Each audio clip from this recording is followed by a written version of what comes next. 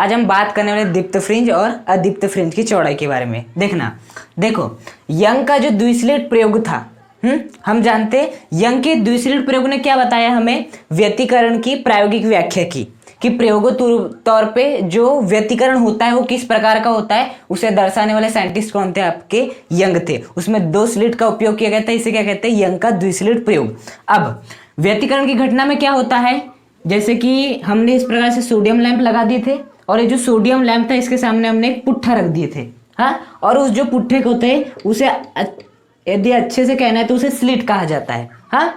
तो यहाँ पर हमने क्या कर दिए थे, 2 छोटे छोटे छिद्र कर दिए थे। यहाँ पर था आपका स्लिट S1, ये भी एक छोटी सी स्लिट है आपकी, ये भी एक छोटी सी स्लिट है, स्लिट S1 स्लिट S2। जैसे अब यहाँ से क्या हुई, जैसे ही हमने इस बल्ब को क्या किए, ऑन किए, तो आपकी प्रकाश तरंगे जाएगी और जो प्रकाश तरंगे जाएगी वो यहाँ से होते हुए एक ही दिशा में जाएगी और इनकी जो आवृत्ति भी होगी वो भी क्या होगी, समान होगी। और इसके सामने हमने क्या लगा दी, इस प्रकार से पर्दा लगा दिए। तो हमें कुछ बिंदु पर क्या देखने मिला, कुछ बिंदुओं पर हमें तीव्रता क्या देखने मिली, अधिकतम दिखने मिली, मतलब क्या, को ब्लू लाइट मिली। और कुछ बिंदु पर हमें तीव्रता न्यूनतम देखने मिली, मतलब कि वहां पर आपको अंधेरा दिखेगा। कौन दिखेंगे, सम्राट किल्विश, मतलब क्या दिखाई देगा, अंधेरा दिखाई देगा। फिर हमें क्या दिखाई देगा, कुछ बिंदु पर तीव्रता अधिकतम, मतलब कि शक्तिमान, हाँ, मतलब कि आपका दिखाई देगा डार्क। फिर तीव्रता न्यूनतम, मतलब वहां पर आपको क्या दिखाई देगा, अंधेरा दिखाई देगा, हाँ। तो हमें तीव्रता अधिकतम जहां प्राप्त हो रही थी वहां पर कौन सा व्यतिकरण हो रहा था, संपोषी व्यतिकरण, और जहां पर तीव्रता न्यूनतम हो रही थी वहां पर विनाशी व्यतिकरण। और तीव्रता न्यूनतम हो रही मतलब आपको क्या, कौन सा रंग देखने मिल रहा है, डार्क रंग, है ना। और ये वाला कौन सा रंग है, लाइट रंग है, वहां पर आपको लाइट देखने मिलेगी जहां पर तीव्रता अधिकतम होगी, और जहां पर तीव्रता बहुत कम होगी वहां पर आपको अंधेरा देखने मिल जाएगा, हाँ। जैसे कि यदि मैं बात करूं तीव्रता बिल्कुल कम, और यदि मैं बात करूं ये तीव्रता अधिकतम, तो ऐसी यहाँ पर कुछ स्थिति है आपकी। यहाँ पर तीव्रता क्या है, ऐसी अधिकतम है, इसलिए यहाँ पर आपको लाइट देखने मिलेगी। यहाँ पर तीव्रता बहुत कम है इसलिए आपको अंधेरा देखने मिलेगा, हाँ। तो यहाँ पर कौन सा व्यतिकरण हुआ आपका, संपोषी व्यतिकरण। तो संपोषी व्यतिकरण हुआ है तो इसे हम क्या कहते हैं, आपका दीप्त फ्रिंज। क्या कहते हैं इसे हम आपका दीप्त फ्रिंज कहते हैं, जहां पर संपोषी व्यतिकरण होता है। और जहां पर विनाशी व्यतिकरण होता है उसे क्या कहते हैं, हम आपका अदीप्त फ्रिंज कहते हैं। कौन सा कहते हैं, अदीप्त फ्रिंज, बस नाम बदल गया है। तो ये वाला जो दीप्त फ्रिंज है वो कहां पर प्राप्त होगा, उसकी स्थिति के लिए हमने डेरिवेशन कर चुके हैं, हाँ, पिछले वाले लेक्चर में, कि ये दीप्त फ्रिंज प्राप्त तो हो रही है यहां पर, लेकिन उसकी स्थिति क्या है वो, उसके लिए हम डेरिवेशन कर चुके हैं। जो आपके दीप्त फ्रिंज की स्थिति के लिए एक्सन था, उसी प्रकार से अदीप्त फ्रिंज की स्थिति क्या होगी, उसके लिए भी हम डेरिवेशन कर चुके हैं।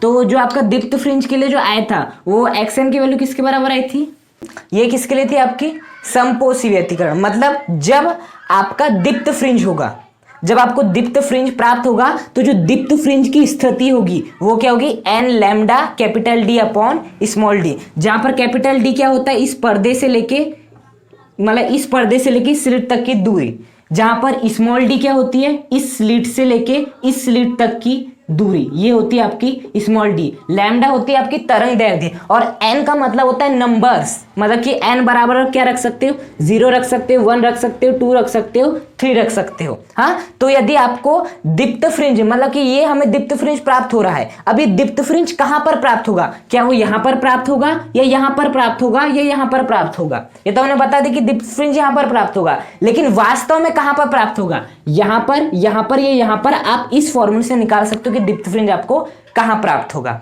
हाँ। अब चलो हम n बराबर क्या रखते हैं, यहाँ पर 0 रखते हैं। क्या होता है, एक्स एन बराबर 0 into lambda D upon small D, 0 का इंटू करो इससे 0 आएगा, 0 अपॉन डी 0, मतलब कि जब आपके n का मान 0 होगा तो हमें कहां पर प्राप्त होगा दीप्त फ्रिंज। देखो हमने केंद्र माने थे, इसका ये केंद्र माने थे हमने O माने थे, तो यहां पर प्राप्त होगा आपका दीप्त फ्रिंज, वहां पर क्या प्राप्त होगा, दीप्त फ्रिंज। अब मैं n के स्थान पे क्या रखता हूं, 1 रखता हूं, तो क्या हो जाएगा, 1 into lambda D divide by small D, 1 का इंटू करो किस क्या होगा, lambda capital D upon D, मतलब कि जो आपका, इसे अब एक्सन में लिखते हुए फर्स्ट, मतलब जो पहला दीप्त फ्रिंज प्राप्त होगा वो इतनी दूरी पर प्राप्त होगा, जहां पर डी क्या है, मान रखना पड़ेगा आपको जब आप प्रयोग करोगे, तो कैपिटल डी इसके बीच की दूरी और लैम्डा जो भी तरंग दैर्घ्य होगी, तो आपको दीप्त फ्रिंज प्राप्त हो जाएगी। इसी प्रकार से 2 रखोगे तो उसके लिए अलग आएगा, 3 रखोगे तो उसके अलग अलग। तो ये किसके लिए स्थिति आपके दीप्त फ्रिंज के लिए, किसके लिए आई थी ये, दीप्त फ्रिंज के लिए। ये जो है ना टॉपिक दीप्त फ्रिंज और अदीप्त फ्रिंज की चौड़ाई, उसमें इसका बहुत काम आएगा। उसी प्रकार से यदि मैं अदीप्त फ्रिंज की बात करूं तो उसके लिए क्या आया था, तो अदीप्त फ्रिंज के लिए क्या आया था आपका, ये आया था जहां पर एन के मान क्या क्या हो सकते हैं, 0 1 2 3, ये सभी क्या हो सकते हैं आपके एन के मान संभव है। अब यदि यहाँ पर एन के स्थान पे क्या रख दोगे 0, तो रख के देखो एक्स एन बराबर एन के स्थान पे 0 रखोगे तो 2 इंटू 0 0, 0 को इंटू 1 से करो प्लस करोगे तो 1, और 1 का इंटू लैम्डा डी से करोगे तो lambda D divide by small D, मतलब कि जो आपका 2D, तो जो आपका 0वां अदीप्त फ्रिंज प्राप्त होगा वो इतनी दूरी पर प्राप्त होगा, वो इतनी दूरी पर आपका प्राप्त होगा। हाँ, अब यदि मैं क्या करता हूं, इस एन के स्थान पे 1 रखता हूं, हाँ, तो देखो 2 इंटू 1 क्या हो जाएगा 2, 2 प्लस 1 3, और ये lambda D divide by small 2D, मतलब कि जो आपका पहला क्या प्राप्त होगा, अदीप्त फ्रिंज प्राप्त होगा, वो कहां पर प्राप्त होगा, इतनी दूरी पर प्राप्त होगा, यहां पर प्राप्त होगा। हाँ, और दीप्त फ्रिंज का मतलब जो आपको दिखे, दीप्तमान हो मतलब दिखे, और अदीप्त फ्रिंज मतलब जो आपको दिखे ना, मतलब कि विनाशी व्यतिकरण, वहां पे तीव्रता क्या होती है, कम होती है। तो ये था हमारे लिए दीप्त फ्रिंज और अदीप्त फ्रिंज। हमें प्राप्त होगा कि दीप्त फ्रिंज कहां पर प्राप्त होगा, उसकी स्थिति के लिए हमने फॉर्मूला निकाल लिए। अब हमें क्या करना है, मान लेते ये हमें क्या प्राप्त हुआ, दीप्त फ्रिंज प्राप्त हुआ। हाँ, ये हमें इतना दीप्त फ्रिंज प्राप्त हुआ। अब इस दीप्त फ्रिंज की चौड़ाई क्या है, ये चौड़ा कितना है, अब ये कहां पर स्थित हो गए पता लगा चुके, लेकिन इसकी चौड़ाई कितनी है, ये चौड़ा कितना है वो हमें पता लगाना है। तो वही टॉपिक है दीप्त फ्रिंज की चौड़ाई। उसके बाद ये जो आपको अदीप्त फ्रिंज मिल रहा है, मतलब जो ब्लैक ब्लैक आपको दिख रहा है, इसकी चौड़ाई क्या है, ये कितना चौड़ा होगा, तो वही निकालना है दीप्त फ्रिंज या अदीप्त फ्रिंज की चौड़ाई। बात समझ में आई, यहां पर हमें करना क्या है, दीप्त फ्रिंज और अदीप्त फ्रिंज की चौड़ाई निकालनी है। तो देखो सबसे पहले हम किसकी चौड़ाई निकालते हैं, दीप्त फ्रिंज की चौड़ाई निकालते हैं, और दीप्त फ्रिंज की जो चौड़ाई होती है उसे हम किससे प्रदर्शित करते हैं, अल्फा, किसे प्रदर्शित करते हैं, अल्फा से प्रदर्शित करते हैं। हाँ, अब समझना, देखो जैसे कि आपको दीप्त फ्रिंज की चौड़ाई निकालनी है, हाँ, हम क्या कर लेते हैं, मान लेते हैं ये क्या आपका पर्दा है, ये क्या है आपका पर्दा है, हाँ, और ये क्या है इसका केंद्र O है, ये क्या है इसका केंद्र O है, इस प्रकार से। अब जो हमें अदीप्त फ्रिंज प्राप्त हो रहा है, मतलब जो आपका दूसरा अदीप्त फ्रिंज प्राप्त हो रहा है, वो मैं मान लेता हूं इतनी ऊंचाई पर हमें प्राप्त हो रहा है, ये इतनी ऊंचाई पर हमें क्या प्राप्त हो रहा है आपका अदीप्त फ्रिंज, मतलब कि जो आपका ब्लैक ब्लैक है अदीप्त फ्रिंज। ये कौन सा फ्रिंज है आपका, सेकंड, मतलब सेकंड जो अदीप्त फ्रिंज प्राप्त हो रहा है वो हमारा कहां पर प्राप्त हो रहा है, इतनी ऊंचाई पर प्राप्त हो रहा है। अब आप कैसे पता करोगे सेकंड है फर्स्ट है, तो आपको कुछ नहीं करना है, एन के स्थान पे बस क्या रख देना है, आपको 2 रख देना है, एन के स्थान पे 2 रख देना है, आपको सेकंड वाले की स्थिति पता चल जाएगी। हाँ, और जो आपका थर्ड वाला है वो मैं मान लेता हूं कहां पर प्राप्त हो रहा है, यहां पर प्राप्त हो रहा है। थर्ड वाला कहां पर प्राप्त हो रहा है, यहां पर प्राप्त हो रहा है, इसको थोड़ा पास कर लेते हैं। थर्ड वाला कहां पर प्राप्त हो रहा है आपका, यहां पर प्राप्त हो रहा है, मान लेते हैं। और थर्ड कैसे निकालेंगे, बस एन के स्थान पे आपको क्या रख देना है, 3 रख देना है, आपको थर्ड अदीप्त फ्रिंज।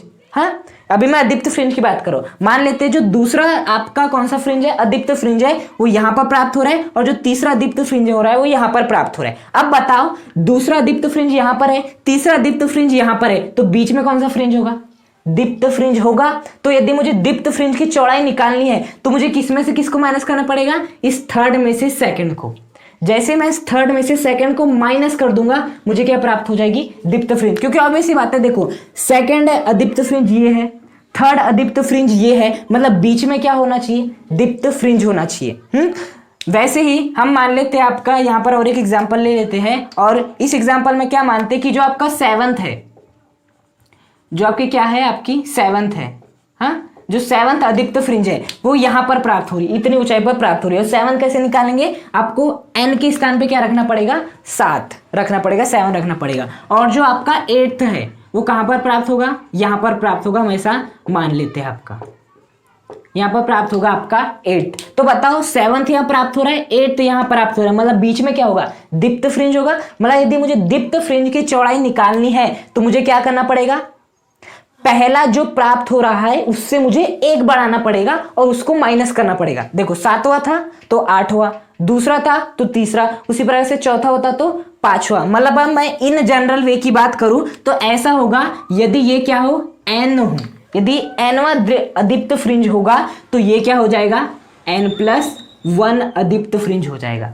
क्या हो जाएगा n+1 अदीप्त फ्रिंज। यही तो हो रहा है n+1 second, third, fourth, fifth, seventh, eighth, ऐसे ही हो रहा है। मतलब कि यदि मुझे दीप्त फ्रिंज की चौड़ाई निकालनी है तो मुझे इस n+1 में से इस n को क्या करना पड़ेगा, माइनस करना पड़ेगा। बात है समझ में। मतलब यदि मैं अल्फा की बात करूं, इस अल्फा की बात करूं तो ये किसके बराबर हो जाएगा आपका, ये बराबर हो जाएगा आपका xn+1 माइनस xn हो जाएगा। देखो मुझे सेकंड डार्क है ये और ये आपका थर्ड डार्क है। अब सेकंड डार्क की स्थिति निकालने के लिए मैं इस फॉर्मूले का उपयोग करूंगा। अब इस फॉर्मूले में मुझे n का मान निकालना है तो मैं इस n के स्थान पे n रख दूंगा, लेकिन मुझे अब n+1 का निकालना है तो जहां जहां n है वहां वहां क्या रख देंगे n+1, यहां पर भी n+1, यहां पर भी n+1, तो इस प्रकार से निकल जाएगी। बात समझ में आई। हमें दीप्त फ्रिंज की चौड़ाई यदि निकालना है तो जो अदीप्त फ्रिंज होंगे, क्रमशः जो दो अदीप्त फ्रिंज होंगे उन्हें क्या करना पड़ेगा, माइनस करना पड़ेगा। जैसे उन्हें हम माइनस कर देंगे तो हमें क्या मिल जाएगा, दीप्त फ्रिंज की चौड़ाई। xn+1 में से इसमें से जब हम इसको माइनस करेंगे तो हमें क्या मिलेगा, दीप्त फ्रिंज की चौड़ाई मिल जाएगी जो कि हमें निकालनी है। अब देखो ये जो xn+1 है ये xn है, देखो यहां पर भी xn है, यहां पर भी xn है दोनों में xn। किस वाले xn को उपयोग करना है, अदीप्त वाले। जब हम दीप्त फ्रिंज की चौड़ाई निकालेंगे तो हम अदीप्त वाले को माइनस करेंगे, तो हम इस फॉर्मूले का उपयोग करेंगे क्या, नहीं, हम करेंगे इस फॉर्मूले का उपयोग, क्योंकि दीप्त के लिए हमें अभी अदीप्त वालों को माइनस करना है। तो अदीप्त का फॉर्मूला ये है तो हम ये वाला फॉर्मूला दीप्त में अप्लाई करेंगे। हाँ तो देखो xn+1 रखो यहां पर 2, इस n के स्थान पे क्या रखना है n+1, तो यहां पर क्या रख देंगे हम आपका n+1 और ये +1 जैसा का वैसा। देखो बस मैंने इस n के स्थान पे n+1 रखा हो क्योंकि मैं n की वैल्यू नहीं निकाल रहा हूं, n+1 की वैल्यू निकाल रहा हूं। हाँ इंटू लैम्डा आपका हो जाएगा कैपिटल D डिवाइड बाय क्या आ जाएगा 2D आ जाएगा। कितना आ जाएगा 2D आ जाएगा।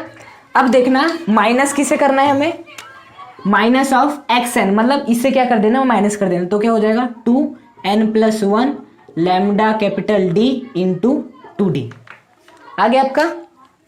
अब क्या कर देते हैं, माइनस कर देते हैं। तो देखो सबसे पहले क्या करेंगे, इंटू 2 का इंटू n से कराओ 2n, 2 का इंटू 1 से कराओ +2, प्लस क्या आ जाएगा 1, देखो +1, 2n + 2 + 1, ये कोष्टक बंद लैम्डा कैपिटल D, हाँ डिवाइड बाय क्या हो जाएगा 2D माइनस नीचे क्या चल रहा है आपका 2D और ये क्या हो जाएगा 2n + 1 लैम्डा D। इतनी बात आई समझ में। इस 2 का अंदर इंटू करें, बाकी सब जैसा का वैसा रखे।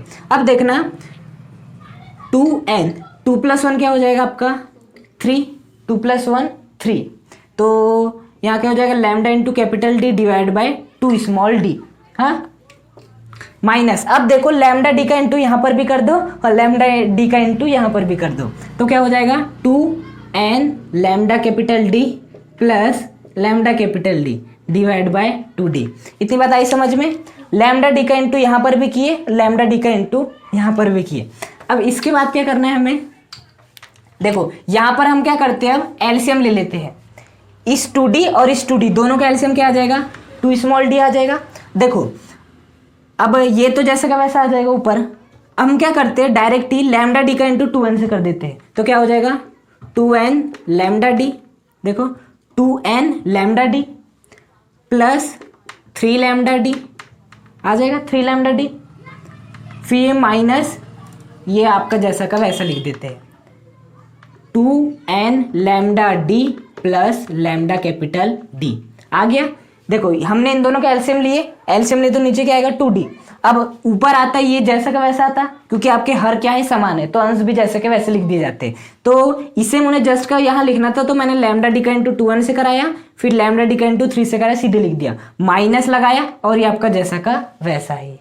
हाँ अब देखो क्या होगा आगे, इस माइनस का कर दो अंदर इंटू, तो देखो या इसके आगे क्या है प्लस है, प्लस माइनस क्या होता है माइनस होता है, तो माइनस अब उसी प्रकार से बाहर माइनस था, अंदर प्लस है, तो ये भी क्या हो जाएगा आपका माइनस हो जाएगा। अब देखो कुछ कैंसिल हो रहे हैं, 2n लैम्डा कैपिटल डी से 2n lambda capital D cancel.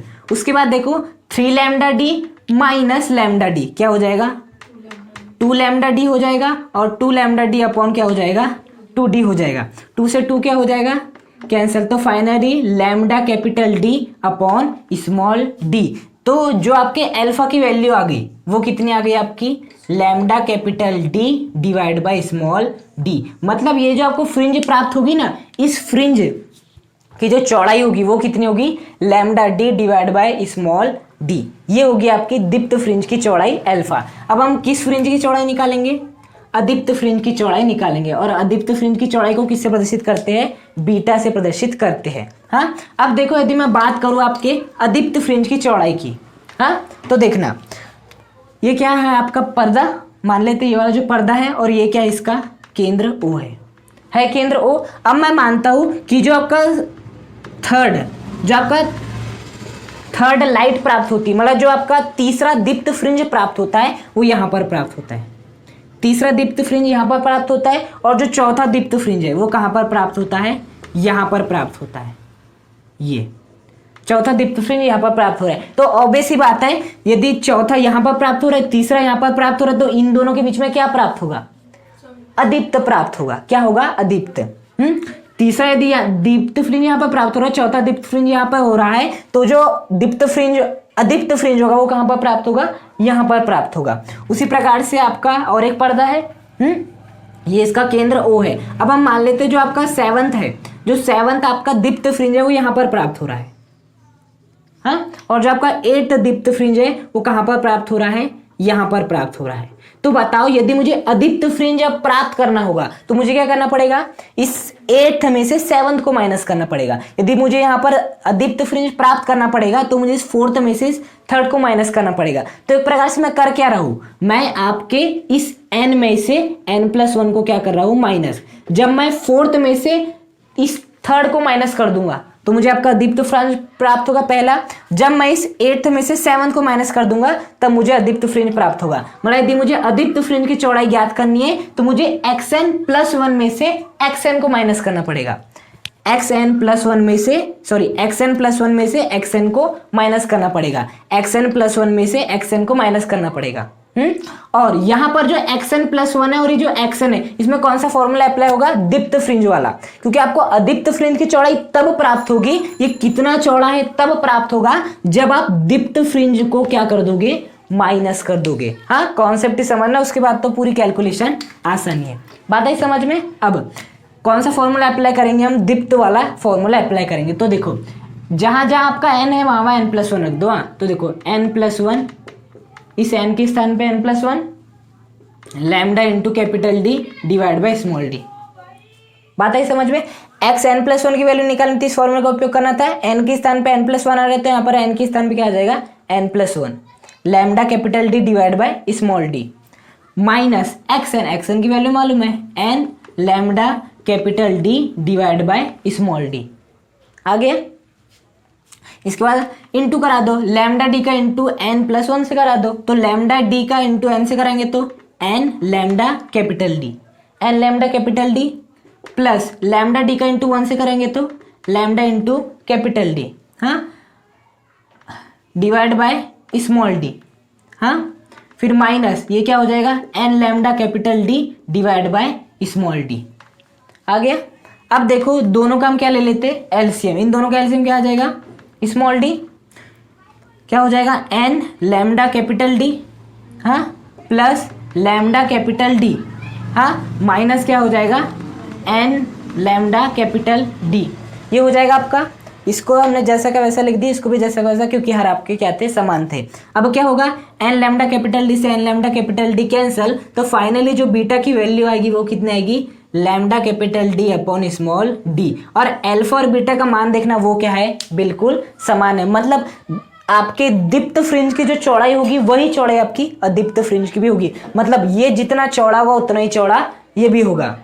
सम्राट के लिए जितना चौड़े होंगे, जितने आकार के होंगे, उतने ही आकार के शक्तिमान भी होंगे। मतलब कि जितना आपका दीप्त फ्रिंज चौड़ा होगा उतना ही चौड़ा क्या होगा, अदीप्त फ्रिंज। तो एग्जाम में क्वेश्चन आता है कि यंग के द्विस्लिट प्रयोग में सिद्ध कीजिए कि दीप्त फ्रिंज की चौड़ाई बराबर अदीप्त फ्रिंज की चौड़ाई। हाँ, तो आपको ये पूरा डेरिवेशन करना पड़ेगा।